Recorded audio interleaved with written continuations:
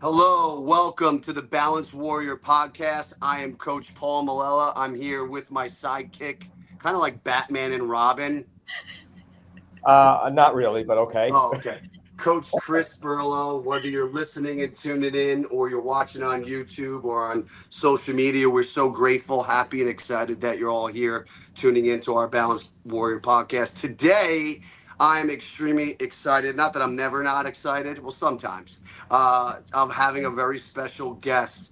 This person is someone that I know personally. I have personally coached her in Empowered Mastery Coaching. I still to this day coach her brother. That's a financial advisor out in New Jersey. I attended his wedding and got to, see their entire family. But she has an amazing story that is impactful. It is you should hold on to your seat. You should either listen and watch this entire Balanced Warrior podcast today because anyone listening to this very emotional story, powerful story, inspiring story is going to get a ton of value on not only overcoming adversity and a hero's journey, but more importantly, it's the mindset to really push forward in life and business. And I'm so excited to have Miss Lisa Fitzgerald here today. Thank you. That was quite the introduction. Paul's good at introducing. I know. Oh my goodness. I'm done. No, I'm done. No. Introduction done. I feel like I have to give myself a pat on the back after that. I was like, ooh. Well, you should. So we're here today, and we kind of gave you a little overview, and you have an idea about Empowered Mastery's life philosophy, and I've been indirectly involved in your family's life, and but you have an amazing story. So first, before we get into the story, let's give a background about you, and then you can, with all due respect, kind of pivot into what really inspired us to get you on and share today, of that story that took place, and very inspiring. But I'm going to throw the ball and just give a little background of who you are, and then let's lead into your story. And we have Coach Chris and I will have some questions and to answer and indirect and make this very conversational. Sure. So I am born and raised in New Jersey from a big, loud family. Paul had the pleasure of seeing that firsthand at my brother's wedding 2 years ago. My family closeness is kind of what leads into the story of it, actually, because I make it a point to see my siblings on a regular basis. I speak to every single sibling every single day. And I was going to visit my brother, my sister-in-law, and my niece on the day that this story starts. Pretty much that's the background for this. What do you do for a living? Right now, not so much. Working on the recovery right now. I'm sure, of course. But previously, I was working in financial advising alongside my brother for the Fitzgerald Wealth Group, a business that he started and brought me into. So we were working side by side. So super close family dynamic. Good, beautiful. Which both Chris and I can understand, relate, because his entire family basically works for him. From his sons to his mother-in-law to, not his wife Kathy won't say she works for him. She'll basically say she's the boss. But we get it. I had my sister, my wife worked with me, my brother was my partner, so we 100% to get the dynamic. It's like here, every single thing is a crossover when you work together. Family, friends. Were you able to separate it, or would you on home social occasions? Did you guys get some work talk in there, or were you disciplined that way? We mixed it. And we had a lot of people ask us, is it hard working as siblings? And I said, it's actually kind of better because we don't tiptoe around when there's any kind of issue, because we're not afraid to smack each other in the face, scream at each other, and then 5 minutes later say, I'm hungry. What do you want for lunch? Or can we do this? Or isn't this so funny? So it was actually, it made things like working with my wife. Yeah, exactly. There was nothing that we couldn't say to each other or bring up. And if there was any kind of any kind of anger or anything going on, any high emotions. It was over as quickly as it came. Oh, that's good. Very good. Very good. Mm-hmm. Well, leading up to that, background in financial advising, tight family, working into the family. August 2023 changed your life forever.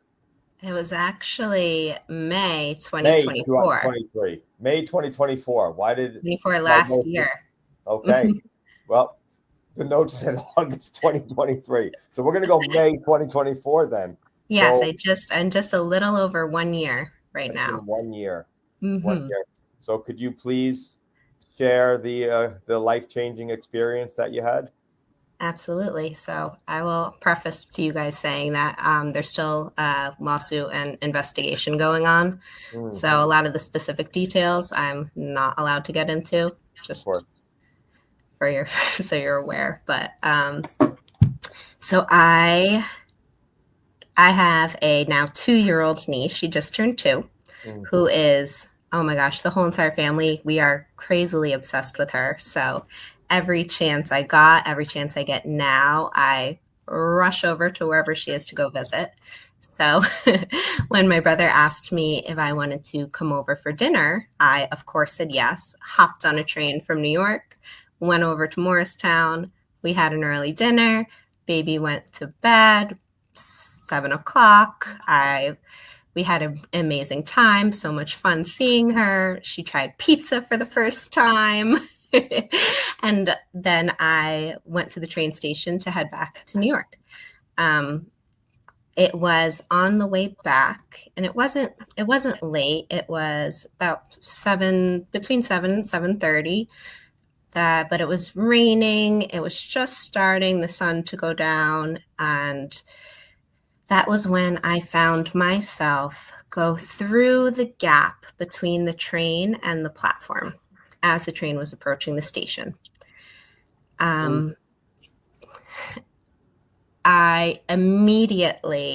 It took my left leg immediately on before I ever hit the ground.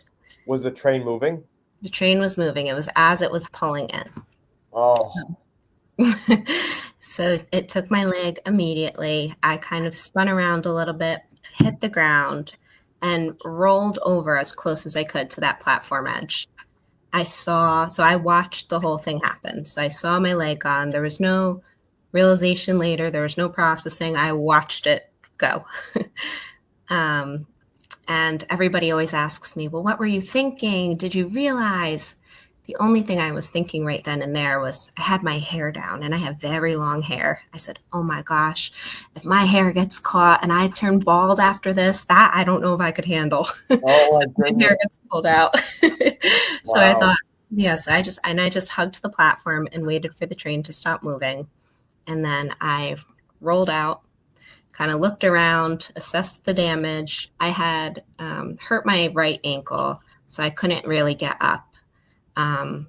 I tried calling for help, which didn't really go anywhere, calling for help from people standing on the platform. And I kind of was there laying on the tracks thinking, okay, this is it.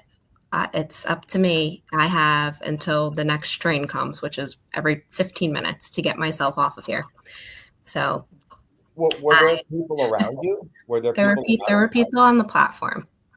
And did they offer assistance, or was it they were on their phone? No, I don't know if it was people thought other people called or someone else was going to, or maybe they'll tell someone when they see them or what it was. But it came down to it was up to me to do it, which I understand that's shocking for people anyway. If people saw it, if people were absorbed on their phones and didn't see it and had headphones in and didn't even hear, because, everything's possible. So I'm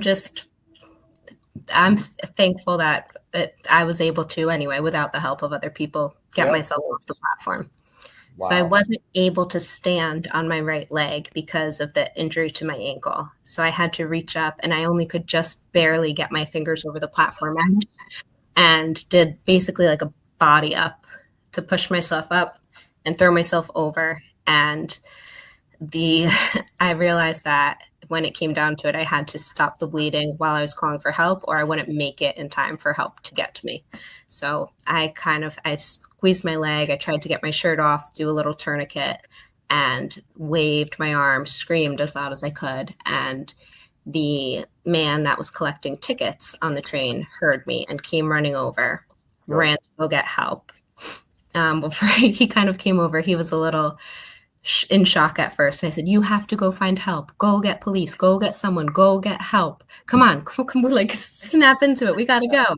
So he ran. There happened to be a police officer in the train parking lot because he just pulled someone over for a speeding ticket. So when he ran out, he saw that police officer who ran. This police officer, are you ready for this? This police officer, they just finished emergency trauma training. Oh my goodness. And so he was all fresh in his mind. He had a tourniquet in his car, just did the training refresher, sprang into action right away, called for backup, stopped the bleeding. It was incredible. It was really amazing. So again, I watched the video of the story, but this is obviously a lot more details that we're learning right now, that I'm learning. So when you fell, you were down below the platform. Mm-hmm. And then you literally fought your way up and pulled yourself up. I say there, thankfully, for two things. One, I am avid physical fitness. Yeah, thankfully. But two, I had also just lost about 20 pounds. So it was a lot easier. Okay. That leg made me a little lighter. Oh, geez. Oh my goodness. I thought you were like, oh, you were on this fitness program. You lost 20 pounds. No, you just lost 20 pounds because you lost. Oh, yep. So it made it a little easier to do. And that kind of makes sense why people may not have seen, because you were under. And I was just trying to comprehend, like, how could any kind of human not like run to that? Well, you're also in New York, so I'm just. Well, no, you're in New Jersey. You're in New New York City. City. I don't know if it would be different in Charleston, but I will tell you. I'm just saying. My wife was like, I know my wife. Like, she would have been there she's very aware of this. She would have been there in a second and be that person that is literally pulling you out. We were on a hike, and a woman, I don't know if she passed out, but it was a pretty big group, and experienced hiker, but she slid down an embankment, fell off the edge of the embankment onto her head. And literally, my wife ran there so fast, sat down in a squatted position for 45 minutes, not moving, in the cold, holding her head together. Oh my goodness. Holding her head together. I actually ran down to the bottom to help EMS come up and to take them where we were. It was a crazy scene. They had a helicopter, the whole thing. Now, nothing compared to what you experienced, but that's crazy. Like, I am happy. Like, I have more faith in humanity now to see that, all right, they weren't like, here's a woman who just lost her leg sitting on the platform. This was hard maybe to see. Definitely could have been, and once I was over towards the platform edge, you're looking at a down angle. So if you're at the right angle, you might just hear something but not see anything. Oh, is that coming from across the street? Is it? Yeah. Now I understand. Oh my goodness. What amazing. And obviously a year went by fast. I remember getting a text from your brother that night. It was probably like 11 o'clock. I had the text feed. It was late at night, and it was short, brief. I had to like cipher through, immediately called, and in a weird way, kind of like coaching through it. But he didn't find out until then, even though it had happened about 7:20ish, whatever it was, because I had a backpack with my ID and everything in it that got lost. Oh. So I was Jane Doe at the hospital, rushed in through emergency surgery.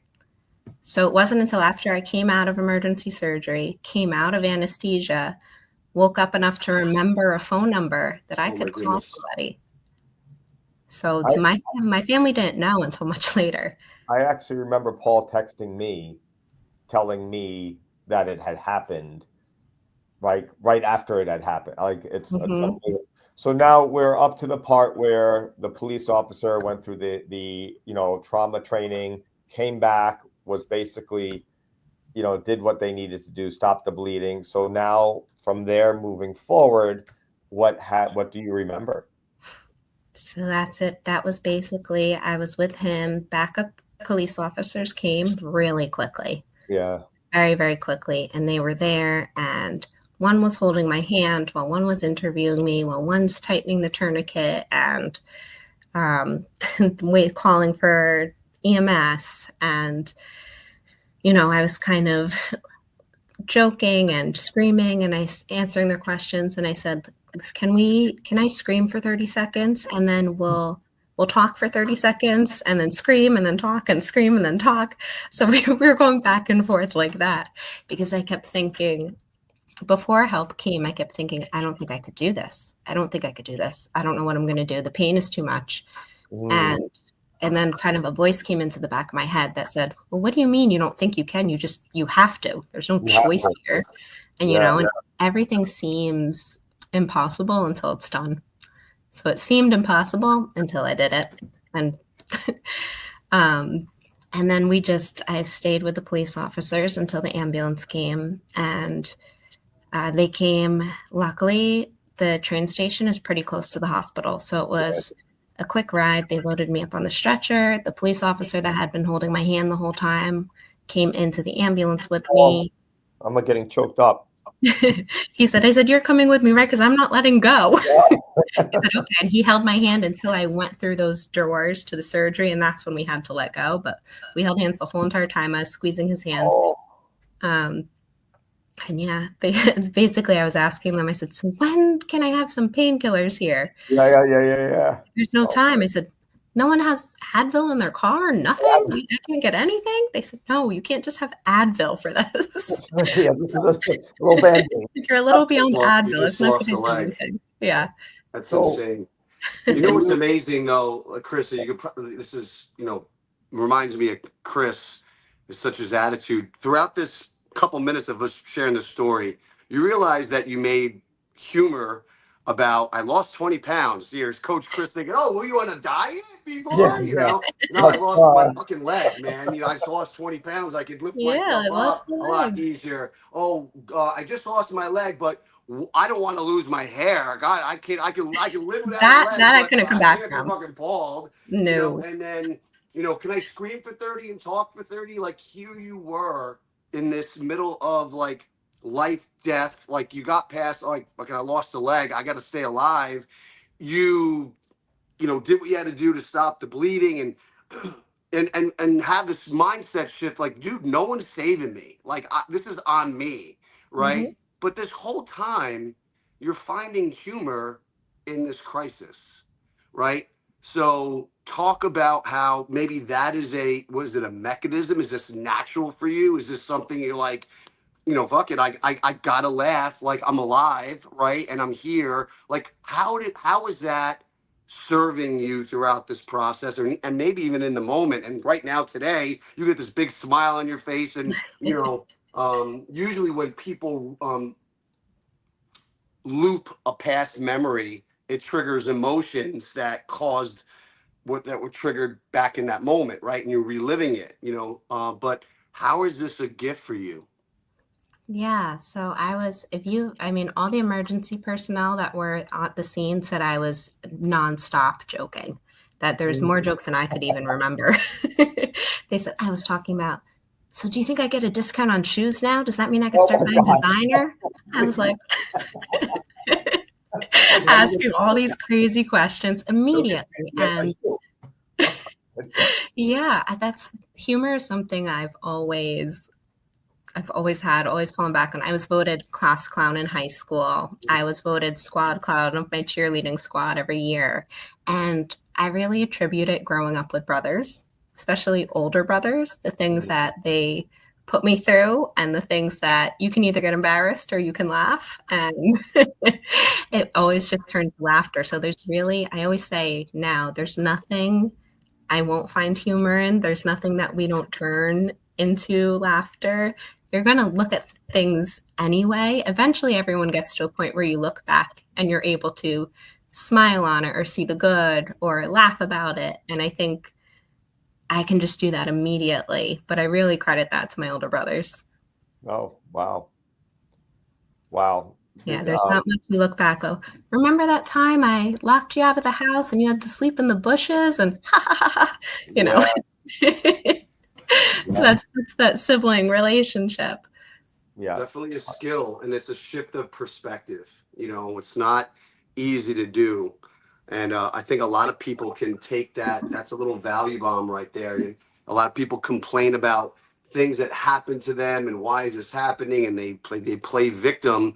We're all guilty of it at times, but here you are, just lost a leg, almost died. Actually, you don't know if you're gonna survive, if you're gonna bleed out, calling for help, take ownership, and then here you are cracking jokes the whole entire time before surgery, out of surgery, and a year later, still having a sense of humor around this perspective, which I think is it's probably on how you deal with adversity, and it's something that I think a lot of people should consider, because laughter is it's hard, right? It's actually it's impossible when you're laughing and smiling to feel angry or feel anger or resentment Exactly. or sad. Like, it's literally impossible. You can't be both. So the choice of you reframing, as we call it when we coach people, the reframe is just fucking amazing. So There's two things I want to say.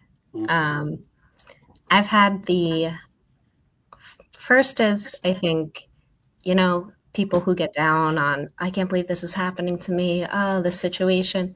Life happens, and life is going to happen to everyone at any time. And there's nothing you could do to avoid it. So the only thing you could do is go through it.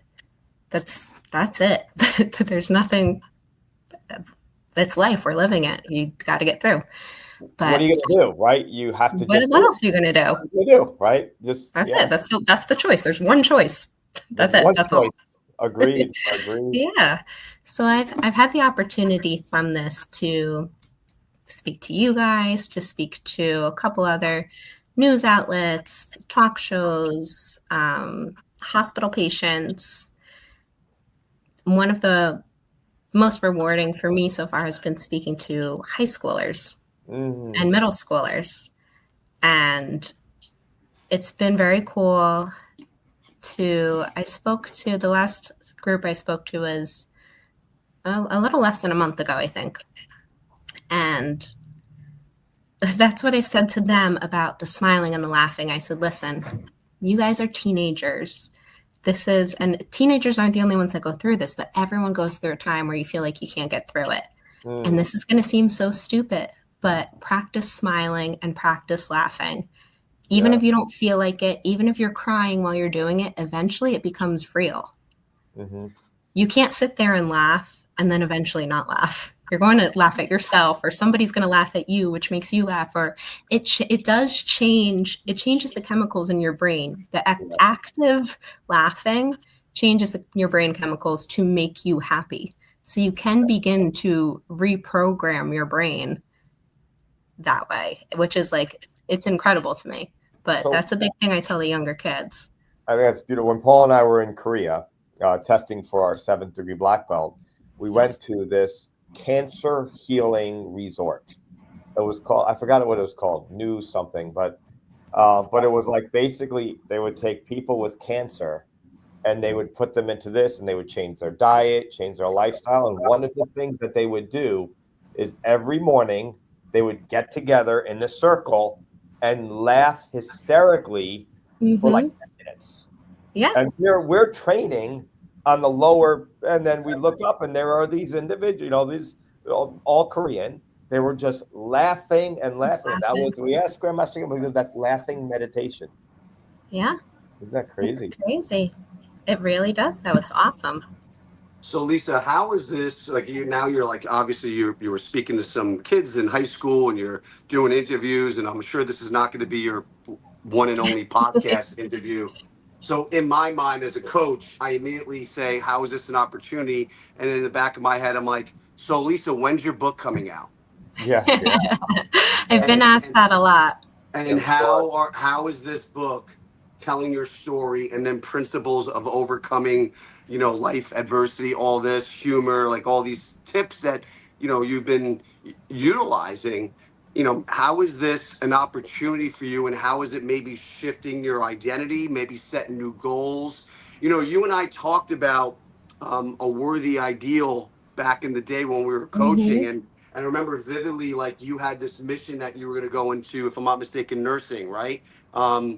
Right? Yeah, And I said, well, yeah, I'm going to healthcare. I'm like, well, why? I want to help people. I want to help people. And then we started talking about, well, you can help. And when we were having conversations, I think it was in the middle of COVID, yeah, right? And so it was a lot of like negativity around that field and this, that, the other thing, and there was a lot of obstacles there. And I'm like, hey, you can help people and probably get paid a hell of a lot more in the financial services. Or you're helping heal financial cancer, and you like started thinking like, oh shit, and you made oh a my, shift, and you actually, right, you started getting your licenses and doing opens, and you're like, coach, I'm doing my own meetings on my own opens now, and I closed my own cases, right? And you started yeah, getting excited, right?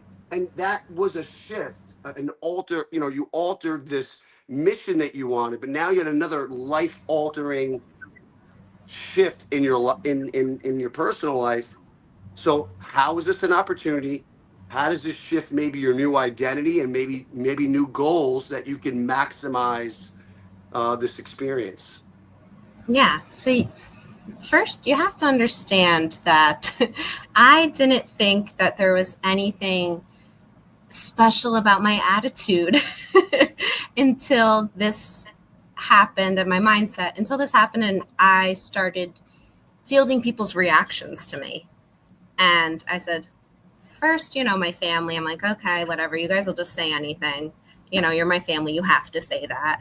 But then random doctors and nurses, physical therapists, other patients, because I went to inpatient rehab after the hospital, random people on the street, people that have found me and written me letters. I said, oh my gosh, am I really affecting people this way? And I don't think it, I think, again, I'm going to contribute to little sister, big brother syndrome. I don't think I really realized how special it was to, the day after my amputation, when the physical therapist came in to see me in the hospital, he said, let's practice sitting up. And I said, I'm going to walk down the hallway. Let me three up you. But that's little sister to big brothers that are 7, 8, 9 years older than I am, who I have to try and keep up with them. I said, sit up. I'm going to go walk. My mom's just about to get here. We're going to go surprise her. Like, we're not sitting up. What's that going to do? But it was just so inbuilt in me. And it wasn't until I started getting all of the reactions that I realized that's not something that comes naturally to people. And I'm really fortunate that that came so naturally to me, and that I have something to give back there and to share, because other people don't think along the same lines. Yeah. So did you look at this as your recovery as a challenge or a problem? No, a challenge. It was, it was never, because it never was. I think part of it too was I didn't wake up from surgery, look down, and it was gone, and have to process that. I was there for it. I knew it was gone. It wasn't that. It was, all right, what are we going to do? How fast? What's the typical timeline? I kept asking, how fast? How long does someone usually stay in the hospital? Okay, what can I do to beat that? How soon does someone get to physical therapy? Okay, what can I do to beat that? Was everything that I was thinking in my head. I wanted to be the fastest one ever to do it. I wanted to be the strongest. I wanted to be at the top of the curve, recovering, and it just challenging myself. That's very different. I had double knee replacement surgery. Okay. Which is like totally like nothing compared to what you've experienced. But I had the same thing. Like, I want to be the person. I'm thinking of like, all right, I want to be the first double knee replacement person to climb this mountain and do this. Yeah. So exactly. My question for you is, do you have any aspirations of like, all right, I'm going to be the first amputee to do this thing or that thing? Well, right now I'm just thinking, so I just received my prosthetic. I just Beautiful. started going June 1st. I started going to physical therapy to learn how to use it. Yeah. And they always ask me in physical therapy, are you hurting? Do you need to take a break? I said, hurting? I said, listen, you people have to adjust your 1 to 10 scale. I said, because I experienced a 10 out of 10. And trust me, It's 20 out of 10. yeah, physical therapy will never bring me anywhere near that. So I'm not going to stop. Nothing here is going to hurt me to the point of stopping because I didn't stop then. So I'm not going to stop now. But I mostly right now, I want to this winter, I want to learn to snowboard with it. Oh, are you a snowboarder before? I did before, yeah. But now I want to, everything's different. So I'm goofy footed, snowboarding left footing. So my back foot would be my prosthetic limb, which is normally what you have bent and to steer you. So I want to try and keep it that way and not have to learn to do it reversed and see if I can. But which will make it more difficult because you don't have the feeling and everything there. But I'm like, I think I can figure it out. Wow. I love but those are my next goals. That's awesome. That's super exciting. Yeah. Really happy for it. It'll be fun. Yeah. When Paul blew out his ACL, by the way, we were supposed to do this big Ragnar race and stuff, and I was really relying on him as being a really important team member, and he goes to play football, blows out his ACL. I'm like, well, could you still run? Anyway, he has surgery right away. And it was inspiring for him. Like before, like the next day or something, he's back at the gym. So, well, if I can't use my body, I'm just going to upper body. And he declared, like, I'm going to do a half marathon and beat my time, whatever it was, in a year or something like that. And he did. There you go. So I said, I'm going to be in the Paralympics swimming team. You guys watch out for me. I see, like, that's where my mind would go as well. And I'm like, man, what opportunities. Like we, Powered Master, we talk about most people look at things as problems, right? Successful people will look at things as challenges, but the most successful people, the most, driven people are going to look at things as opportunities. Well, right? Exactly. I would have never before thinking, oh, I'm going to try out for the Olympics. That was never a thought in my head, but now I'm like, I think I could do the Paralympics. I think I have a real shot there. Are you really going to do it? I'm going to. I have one of my good friends growing up is a physical therapist, owns his own gym, but was on swim team growing up and is a swim coach. So I said, listen, we've got to start working together because this is where we're going. And he's all excited. He's like, let's do it.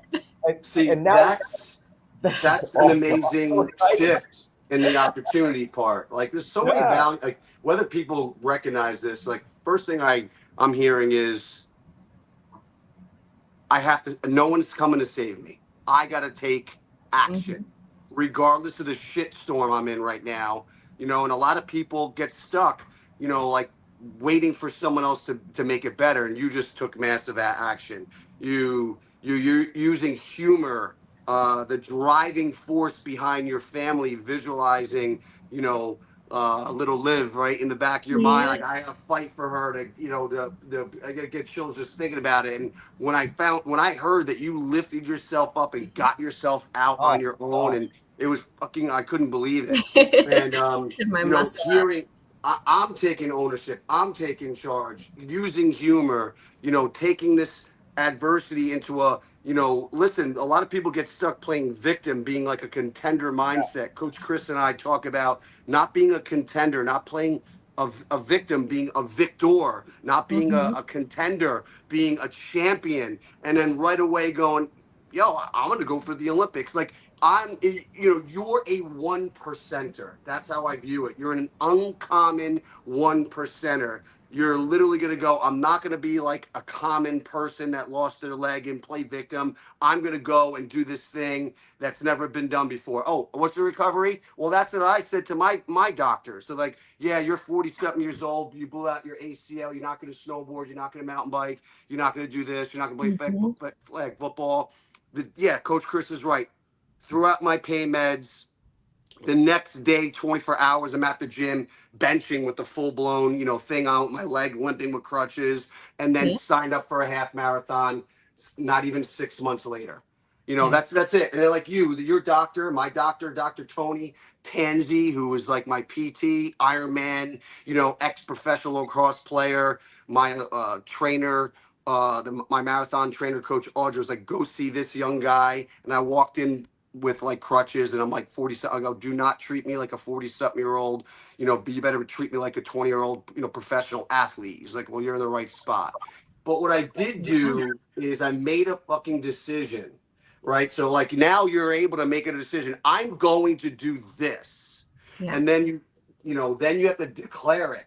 And so you're gonna just go, I'm gonna do the swimming in the Paralympics, and I'm gonna tell everyone I'm gonna shoot for this goal and blah blah blah. And now all of a sudden you made a decision, right? You decided you're gonna declare it publicly to hold yourself accountable and inspire people. And then your trainer or your coach is gonna create discipline around it. And the discipline around it is gonna be the training regimen around that goal. And then what you have to do is dominate. And you're going to not only dominate, I know you're going to want to dominate those other competitors. But Lisa, what you did really well is you dominated your mindset. You dominated your inner voices. Remember, you and I created your little voices, remember? And the last one is you have to have a driving force, and there's a little niece looking at you. And she's watching you, man. And your family's your driving force. Your niece is your driving force. And that level of burning desire, that level of drive that's driving you is going to keep you persistent until you reach that goal and you prove to everyone, look what I can do, and you could do it too. Absolutely. Absolutely. And I think it's not just your family. I mean, your family may be the driving force, but it seems like you want to inspire other people who are experiencing trauma on how to approach it with a positive attitude, with laughter, with joy, and be able to see that glass half full, and not just look at what you can't do, but now, holy crap, look at all the things I can do or I can still do. So did your mind ever go south or dark where you had to really fight yourself out of it to bring you back to neutral and center and back to being in that positive mindset? Of course I've had my moments. And if we had time and I told you guys about the past year and the ups and the downs and the steps backwards and the disappointments, but absolutely. But that's part of it. Everything's not going to be amazing and you're not going to be optimistic 100% of the time, but it's okay to have those moments. They don't last forever. They're moments. They're just that. That's what I knew you were going to say that, but I think that point is so important to the listeners because they believe those moments won't change. Forever. And you had the ability to see past those moments, like to future pace in your mind of what you're going to be able to do. But for a lot of people facing that, they can't get past that moment. So I think that's why it's so powerful. Something I think that's really helpful with that is something that Paul taught me in coaching is you always said to me, break it down smaller, thinking too big picture. We need, you need it. And it's when you think about, okay, how am I going to get through the next 70 years of my life and this and this and this and all these challenges? Of course, that seems overwhelming. You're thinking of, that's crazy. Break it down. It's not one big journey. It's a bunch of small journeys that are just right after another. So you just think about the first one and what you're doing here and now and what the first thing you have to overcome. And when it's something it's one thing and it's smaller, all of a sudden it's so much easier to do and so much easier to get over and through. And then you just move on to the next one and tackle everything one by one, figure everything out one by one. And then all of a sudden you're on your path. You're moving down the path that seemed so impossible. You're already at the top of the hill that you thought you could never climb. Yeah. It's funny. That's right. We do talk about obviously long-term goals. Some people we break it down to a year, quarterly, monthly. That's specific. But what one of my philosophies is just win the fucking day or win your block, right? Like win your morning, win your work block, whatever. And I talk about like I got this off another podcast. It was a Navy SEAL I was being interviewed, and he talked about horizons. Like, imagine the Navy SEAL training, they're in budge and they got the boats on their head and they're going, and they don't know when it's going to end. Like, they don't Mhm. know when their finish is. So Yeah. in his mind, which I think you were doing, you were playing a game. Like, you were like, well, how long is the recovery? Okay, well, I'm going to be the first to do it. If you say 12 months, I'm going to do 6, or I'm going to get past this workout. So he was going in his mind, I'm going to have these little horizon victories, like these horizon wins. So when you go in his mind, you go, I'm going to run with this boat over my head from here to that sand dune. And then when he hit the sand dune, he's like, I won. And then that creates a dopamine hit, Yeah. right? He got this dopamine rush that boosts energy. And he turned back around. He goes, now I'm going to go to that log, and he hits another dopamine hit. So he had no ending, but he Really was builds up playing this momentum. mental game about Micro victories. micro victories. Is called that horizon victories. He was making Oh, little micro victories, small wins to create dopamine hits that kept him going. So I Yeah. think that's what you're saying, right, Lisa? Is Absolutely. you know, what am I going to do today or this week or this month or this year and attack and win those little victories, right? Those small wins to get dopamine hits, create momentum. Because sometimes when we're so far out, it's a gap. And Dan Hmm. Sullivan from Strategic Coach, we talk about this a lot. A lot of people live in the gap professionally and personally, and they get discouraged because it's so far away. And we got to break it down, like you had said. That's a Absolutely. really great value bomb. A lot of value bombs today, Lisa. A Full lot of of them, I value guess. bombs. Yeah, it's like when you look how to close that gap, it's moving slowly is still moving. If the whole goal is to move forwards, even yeah. if you can only do one thing that day to move forwards, you're still moving more than if you were to do nothing. It's Powerful. still check something off the list every single day. It's if you take one step, it's one more step than you took. You're one step further is because there's some days still I'm in pain or there's something going on and okay, you know what? I'm supposed to do other things that I could do without. I could get a good back workout in today. I could do this. I could start thinking about the book and start writing things. I don't. It doesn't all have to be what the idea is. Yeah, There's steps you could take everywhere. so I just did a little research for you, right? Okay. So the next Paralympics is 2028 in Los Angeles. Okay. All right. All right. So that gives you 3 years. Years. I could do that. Pretty inspiring. Or you have 2032 in Brisbane, Australia. I would, Ooh. yeah. Much rather go watch. I say we in do both. Australia. You do Yeah. Why both? not? Why not both? Wow. And the snowboard. Like, where's your favorite mountain to go snowboarding? Well, so when I was looking up adaptive snow, I was hoping I was going to have my prosthetic to snowboard this past winter. And unfortunately, it just didn't work out that way. So I had already been looking up. And in the Catskills, they have a little adaptive coaching snowboarding. So they have equipment to get you started and coaches that specialize in helping you learn how to snowboard on artificial limbs and all of that. So I was like, oh my gosh, I'm going to apply and do that for the first round until I can just go to get a ski pass anywhere. And then I'll go somewhere like in Vermont. And then, so that's the plan first. Have you snowboarded before? I did previously, yeah. Okay. My best friend went to University of Vermont, and I visited her. My daughter did too. So My daughter did too. It's awesome school. Like, if I wasn't an empowered mastery coach or a martial artist, I'd be a professional snowboarder. Oh, really? Yeah. So I just want to let you know, Cool. the snowboarding Paralympics is 2030 in the French Alps. Okay. So if we French get you Alps. Oh my goodness! Now I'm having all these decisions to make. I know. Is it going to be swimming? Is it going to be snowboarding? Is it going to be like Shaun White and do both? To be a dual athlete. That's right. I think we have a good vision here.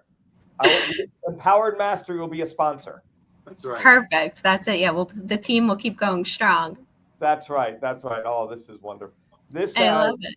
We've done so many interviews and so many podcasts. I will say, like, never has one touched my heart or my soul as much as this one. I'm getting choked up right now. Thank And he's you. not very emotional, by the way. I'm not that emotional of a person, but like I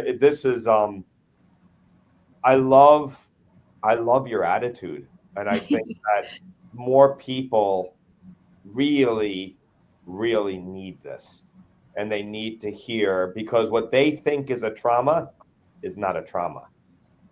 And then they're like, "Woe me, oh, well, how's this happening to me?" Right? And you just embrace life and say, "All right, well, this sucks, but I'm just keep going. I'm going to make it better. I'm going to find the opportunity. I'm going to win." Yeah, that's I it. mean, And that's if one thing comes out of this, it's that I can change one person's mindset and change them into that victor mindset. If I have one person do that because of me, I won there. That would be amazing. I think you're going to impact a lot more people than that one person. I hope so. If there was going to be the last value bomb Lisa advice that you want to end with. The last one, that puts a lot of pressure on it. Oh, yeah. I think you can handle it. I think you're good. Oh my goodness. Let's see, a stupid, corny quote. Whatever you want. Because I'm a big baseball person. I played softball my whole life growing up. Mm-hmm. So I say, every strike brings you closer to a home run. There we go. Striking out just means you're swinging. That's right. That's the big thing in baseball. You never strike out looking. You just strike out swinging, because it means you're gonna connect eventually. So as long as you're trying, you're winning. And let me guess, you're never gonna stop swinging. No, never. Of course. I have things to do. That's what, when my family came into the hospital and they were crying and they were upset, I said, "Why is everyone upset? I'm not going anywhere. I have a lot of things I have to do." Yeah. I was never going anywhere. I have things I have to do. Yeah. Yes. Saw the video when you came out on the that was the morning after. The morning after, and you were smiling. Mm-hmm. Joe sent it to me, and that's when I was supposed to just sit up. I'm like, she's gonna be good. She's got it. So I was good. Yep. Lisa, we are so grateful that you took the time to share your story, brighten up the smile, touch people's hearts. You probably made people cry, laugh, and be inspired. A lot of emotions, and we are very grateful and blessed. And we're so excited to see what you're going to do moving forward. Okay? Thank you so much for having me. You have like an opportunity for people to follow your story? Mm-hmm. I'm working on that a little bit. Okay. Since this was the part that was a surprise to me. How I was going to handle it, getting through everything wasn't a surprise. The people that would want to follow it, because I'm not a social media person, I'm not that anyway. I was like, oh my goodness, I need something for these people to get updated and hear the story and see where I'm at now. I'm invested in this journey now. Like we're talking the French Alps or Los Angeles or Brisbane. I'm going. I did create a TikTok account for the purpose. Okay. There's only one stupid video on it, but it is Legless Lisa. That I'll probably be motivated to do that, and maybe a website. Okay. To get the ball rolling there. Well, I know believe in you. Paul's contact. I would love to continue to hear your progress and story, and I'm sure anybody who's listening is going to want to have some updates on how great you're doing and stuff. So, but your energy is magnetic. You're a beautiful person inside and out, and your attitude is second to none. So thank you for being with us today. Thanks, guys. Thanks for having me. All right. Thanks for tuning in. You're all. If you like, share it, please. And we're so grateful that you tuned in to this week's Balanced Warrior podcast. Be blessed.